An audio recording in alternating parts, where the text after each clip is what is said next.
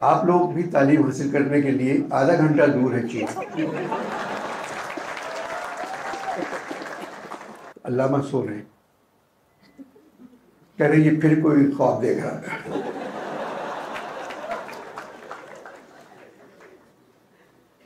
तो अल्लामा उठते हैं, क्या कहूँ मैं,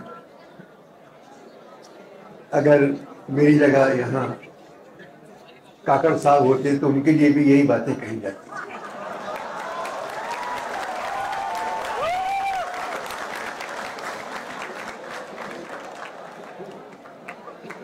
हुजूर ने कहा था तालीम हासिल करने के लिए चीन चले जाओ।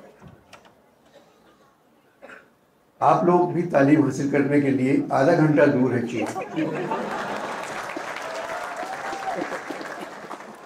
इतनी दूर आप लोग तालीम हासिल करने आते हैं। मैं अगर छोटा होता और यहाँ आता तो मैं बच्चा जेल चला जाता, ताकि एक ही दफा रोजाना आना जो है ना, ये बहुत मुश्किल है यहाँ। और सैयद साहब इतने शरीफ आदमी हैं, अली सैयद साहब इस तरह बात करते हैं, मैं समझा हबीब यूनिवर्सिटी में, क्योंकि हबीब के बहुत करीब है ये। मैं वहाँ चला गया। अब मैं वहाँ 11 बजने 20 मिनट बैठा हूँ। अब वो लोग कह रहे हैं कि यही कर ले प्रोग्राम, यही कर ले। मैंने कहा मुझे कहीं और शायद जाना है। फिर मैंने फ़ोन किया तो मालूम हुआ कि मुझे यहाँ आना है। 15 मिनट देर से आया, माफ़ी उसकी, इसमें मेरा कसूर नहीं है, मेरी उम्र का कसूर है। मैं 84 बरस का, आई एम 84।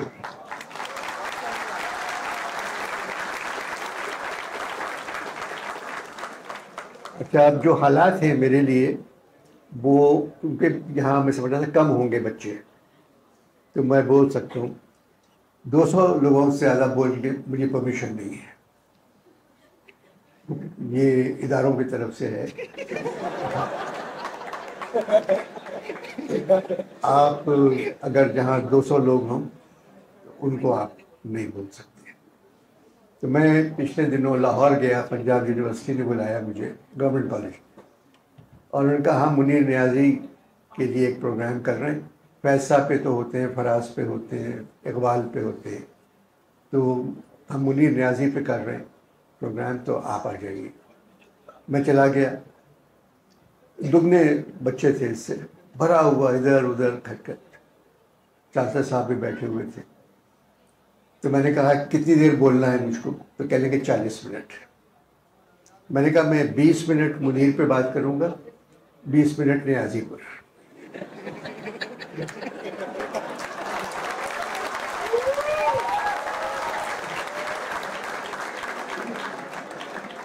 तो कहने के अनवर साहब वो तो एक ही नाम है, हम समझे नहीं क्या मतलब आपका। मैंने कहा वो एक नाम नहीं है, वो शुरू से ही है, मुनीर नियाज़ी नाम है उनका। उस वक्त भी नियाज़ी के पीछे है मुनीर।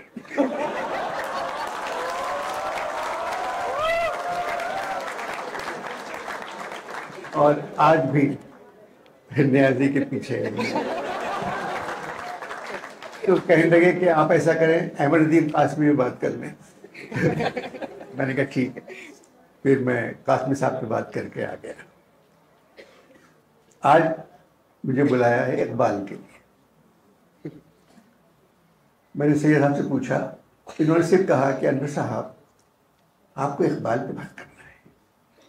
मैं समझा मेरी दोस्त है बुशरा अंसारी, उनके मियाँ पे बात करना है, इकबाल अंसारी पर। उनके दूसरे मियाँ का नाम है इकबाल हसन। तो अल्लाह ताला का शुक्र है कि अल्लामा इकबाल नहीं है।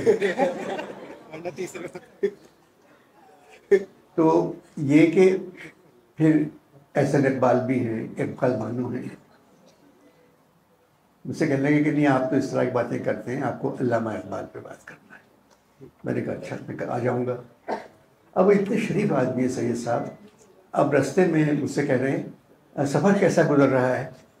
वो समझ रहे थे मैं ऊँट पे आ रहा हूँ। मैंने कहा अच्छा गुजर रहा है, अभी तो मैं शाहरा फैसल क्रॉस किए। फिर फ़ोन आया कि अच्छा तो अब आप इंतज़ार कर रहे हैं, हम सब बच्चा जेल में सामने हम खड़े होंगे। मैंने कहा मैं आ जाऊँगा, मुझे पता है। मैं चला गया हबीब यूनिवर्सिटी। मैंने फ़ोन किया कि यहाँ तो कोई भी नहीं है, बोले आप गलत जगह आ गए हैं, हम लोग तो बाहर खड़े होंगे सब। ये इतने अच्छे आदमी हैं, मुझे दोबारा बुलाएंगे मैं फिर आ जाऊंगा। तो अब इकबाल पे क्या बात करूं आपसे। इकबाल जब भी इलेक्शन आता है इकबाल आ जाते हैं, क्योंकि हर जगह बैनर्स लगे होते हैं इकबाल के अशार के, और वो अशार सबसे बुरे अशार हैं इकबाल के। वो ताल्लुक ही नहीं है अशार से इकबाल का, कि हम इकबाल का पाकिस्तान बनाएंगे, हम कायद का पाकिस्तान। हर बैनर छप रहे हैं, बैनर सारे इकबाल और कायद के। तो इकबाल जो है हर सदी एक बड़ा शायर पैदा करती है, हर सदी एक बड़ा शायर पैदा करती है। सर आप इधर आ जाए।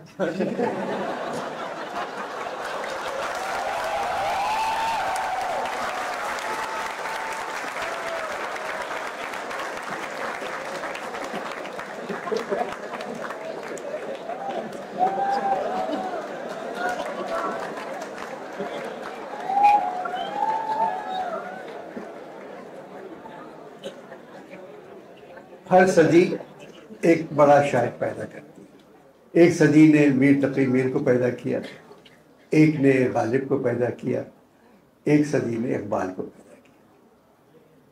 फैज साहब की बदकिस्मती कि वो इकबाल की सदी में पैदा हुए,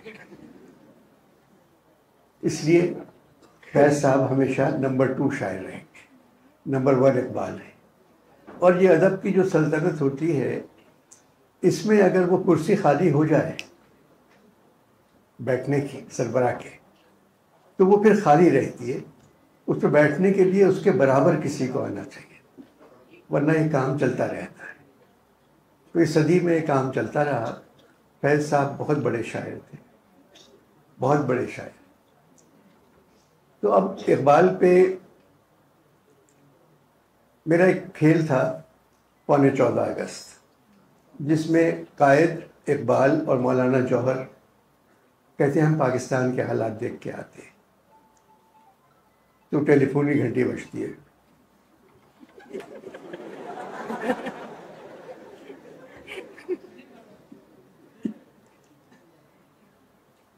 बेटा बुरी बात है, मैं तो टेलीफोन गाड़ी में छोड़ के आया हूँ, वो भी ऐसा है छोटा वाला बिल्कुल। वो पाकिस्तान जाएंगे देखने के लिए। जोश मलियाबाजी ने मना किया तीनों को, मत जाओ, सूडान चले जाओ, पाकिस्तान मत जाओ। तो उन्होंने कहा नहीं हम जाएंगे पाकिस्तान। तो मौलाना ने कहा कि नहीं नहीं, जोश तो हमेशा ये ऐसी बातें करते हैं, हम पाकिस्तान आएंगे। पाकिस्तान आ जाते हैं, 7 दिन कराची में रहते, कोई पहचानता नहीं इन तीनों को कौन है। इस्लामाबाद जाने के लिए हवाई अड्डे पे बैठे हुए हैं, तो इकबाल अपने अंदाज से कनपटी पे सर लगाए बैठे हुए हैं, कायद ब्रीफ केस लिए बैठे हुए हैं, मौलाना जौहर की गोद में VCR है। तो अब बैठे हुए तीनों,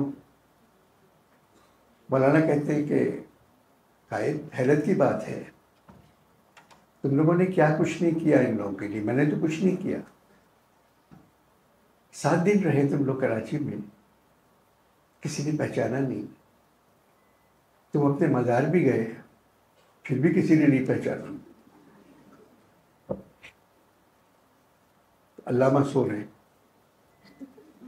कह रहे ये फिर कोई ख्वाब देख रहा था।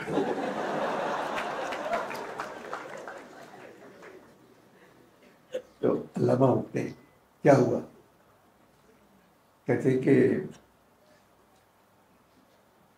मौलाना कहते हैं कि अल्लामा, जब तुमने ख्वाब देख लिया था तो इसको नहीं बताना चाहिए था। कायद की तरफ इशारा।